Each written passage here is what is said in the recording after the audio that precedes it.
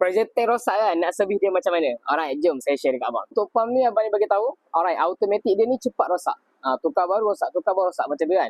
So saya suspect lah, alright, bukan masalah auto tapi masalah pressure tank dia. So step pertama korang buka dekat nut dekat belakang ni kan. Buka nut dekat belakang ni, alright, kemudian korang cuba tekan dekat belakang ni dia keluar air ataupun dia keluar angin. Macam ni sekarang saya tekan kan, air tak ada, angin tak ada. So saya suspect pressure tank dia tak ada gas lah, tak ada angin dekat dalam dia.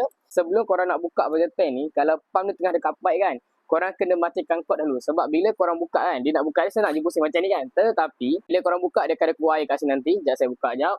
Alright, nampak? Bila saya buka, okay, so dia akan ada keluar air dekat sini lah.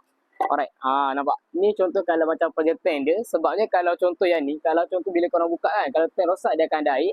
Alright, macam sekarang nampak? Ni contoh kalau macam yang rosak lah. Sebabnya kalau rosak dia tak lekat angin, dia ada air dekat dalam dia. Jadi contoh kalau korang nak servis dia macam mana, dia kena pump air dekat sini lah. Yang pertama kena buang air adalah, buang air. Lepas tu korang buka dekat nut dekat belakang, boleh cuba try pump dekat sini. Dia contoh kalau yang tak okey kan, bila kita masukkan sesuatu macam ni, dia akan terus turun ke bawah macam ni, nampak?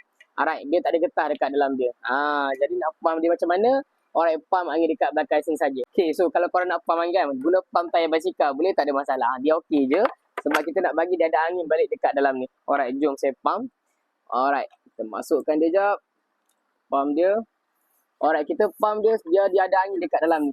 Sekejap lagi saya ajar nak suka dia macam mana. Saya nak pump dia jap.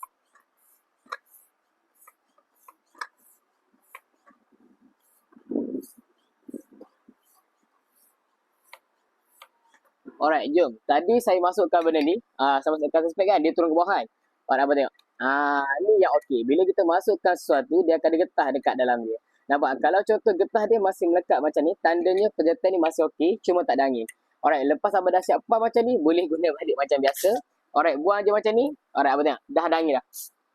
Nampak? Dah ada angin kan? Okay, so dah boleh pakai lah. Boleh pakai balik macam biasa. Sambungkan balik dekat pump je.